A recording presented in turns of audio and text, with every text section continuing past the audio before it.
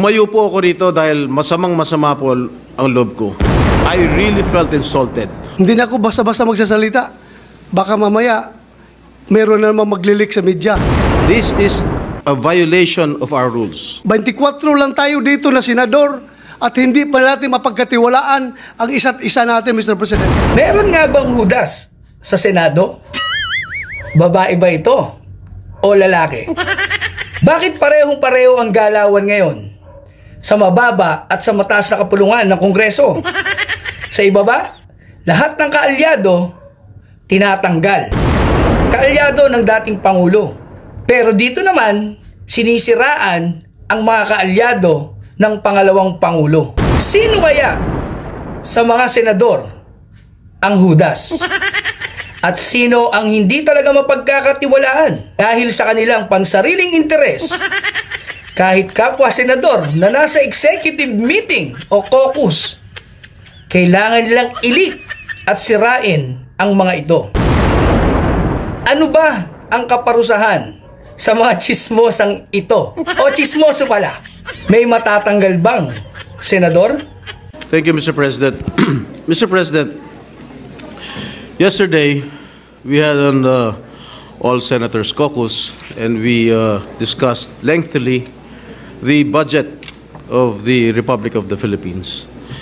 And just before we entered this august chamber, much to my dismay and much to our dismay, there was a news report that identified 8 or 9 senators, and there were names on that list. 8 or 9 senators who wanted to restore the confidential and intelligence fund of the Vice President and the Department of Education. So ayan, maliwalag mga ka-old school. Nagkaroon ng executive meeting ang ating mga senador. Pero, subalit datapwat, merong nag-leak sa media na meron daw mga senador na gustong ibalik ang confidential funds ng Office of the Vice President at ng DepEd Secretary. Ang tanong mga ka-old school, logic lang, logic kayo. Sino ba ang ayaw sa confidential funds ng Vice President at ng DepEd Secretary para tulungan ng 22 million na mag-aaral? Mga kabataan, hindi ko naman sinasabing totoo na leak, pero hindi naman siguro madidismaya ang 8 hanggang 9 o ang mga senador natin sa mga ganitong pagtataksil sa kanilang rules. Tingnan na lang natin maigi mga ka-old school. Confidential funds na naman ang ginamit ng di umano'y Marites o yung nag-leak na senadora. Tuloy mo, Senator Jinggoy, pangalanan mo kung sino yung 8 na tinutukoy ng nagmarites dyan sa isang media entity.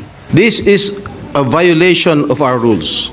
First on the list, Senator Robin Padilla, Christopher Bongo, Ramon Bong Revilla Jr., Ronald Bato de la Rosa, Jinggoy Estrada, Lito Lapid, Francis Tolentino, and Cynthia Villar. They are putting us in a bad light, and I condemn this. Grabe, di ba? 8 senador na alam naman natin na talagang susuporta sa pangalawang Pangulo.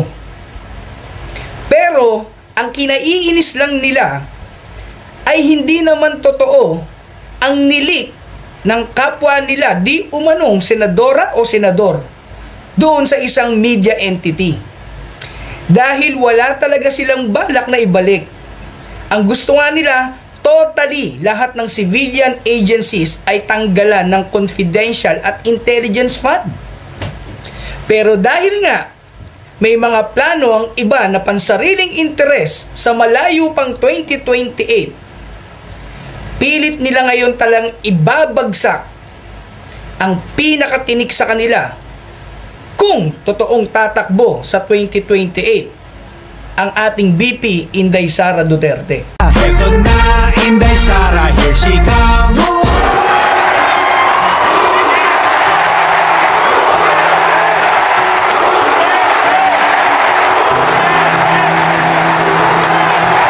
Grabe na yung galaw nyo.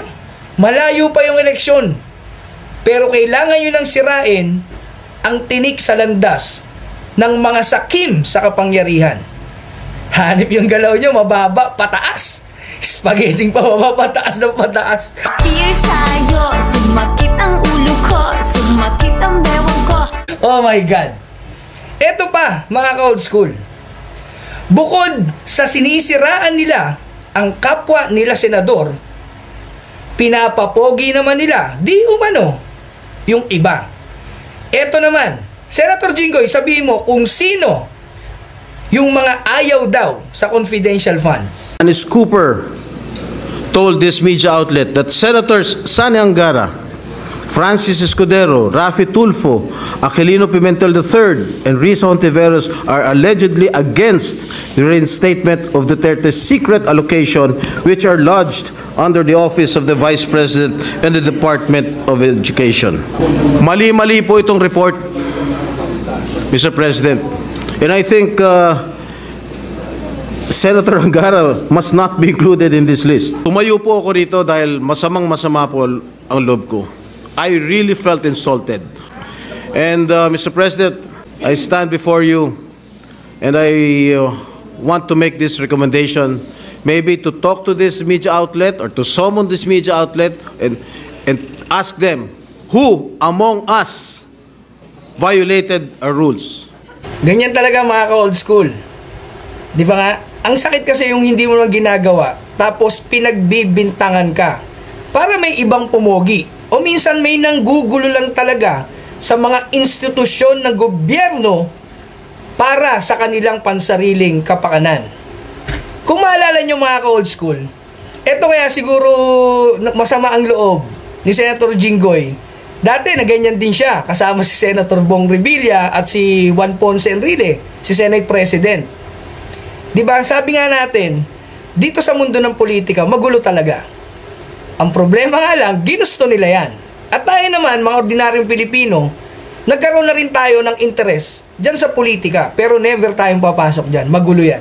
Sana nga maipatawag itong media entity na to para malaman kung sino ang hudas, ang ahas dyan sa mga senador o senadora. Kahit si Senator Bato, hindi rin nakapagpigil. Nawala na rin siya ng tiwala sa kasamahan niya sa Senado. It creates distrust from among us 24 senators. Ibig sabihin, the next time around that we are going to have our caucus or executive session, hindi na ako basta-basta magsasalita.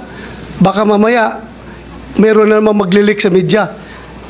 So pangit po, 24 lang tayo dito na senador at hindi pa natin mapagkatiwalaan ang isa't isa natin, Mr. President. Ouch! 24 na lang kayo. Hindi pa pwedeng pagkatiwalaan ng bawat isa. Kung sa bagay, talaga naman sa politika, huwag ka talagang mag-fully trust kahit yan pa ay kaalyado mo. Dahil pagdating ng panahon, may sarili ang interes na gustong humawak ng kapangyarihan, yung pinakamataas na kapangyarihan. At kung hindi niya ito makukuha, hihilahin ka niya o kayo ng pababa, hanggang sila naman ang umangat. Pero ano nga ba ang kaparusahan? Pwede bang magtanggal ng senador sa mga ganito? Kasi wala silang impeachment, mga ka-old school. Pero ngayon ko lang nalaman na sa kanilang rules, pwede palang ma-expel ang isang senador by 2/3 of vote. Section 129 of our rules, Mr. President, it states here, and I quote, any senator who violates the provisions contained in the preceding section may, by a 2/3 vote of all the senators, be expelled from the Senate. And if the violator is an official or employee of the Senate, he shall be dismissed. So ayun, maliwanag mga ka-old school. Pwede ang magtanggal ng senador dahil lumabag ito sa kanilang rules. Ang masakit kasi mga ka-old school, sa executive meeting na nangyari, mga senador nandun. Tapos meron daw 4 na staff. So, pwedeng mangyaring maging scapegoat ang staff. Lalo na kung mapapakiusapan ng nagtraidor yung kanyang kapwa senador. Pero ang masakit nga lang, meron ba talagang pwedeng matanggal na senador? Dahil wala na silang tiwala sa bawat isa. Ang masakit pa, meron pa nga nagsabi dyan, paano yung mga waiter? Diyos ko, mabaging langit. Pati ba naman waiter na nagsisilbi ng inyong mga menu, snacks o ano man yan? Huwag na nating idamay, baka yung pang gawin yung scapegoat. Mahiya naman kayo. Lalong-lalo na yung ahas na Judas. Kayo mga ka-old school, naniniwala ba kayo na dito sa mga sinasabi ng ating mga senador ay makikita nila kung sino ang Judas? Mapapalayas ba nila ito sa institusyon ng Senado? Ingat!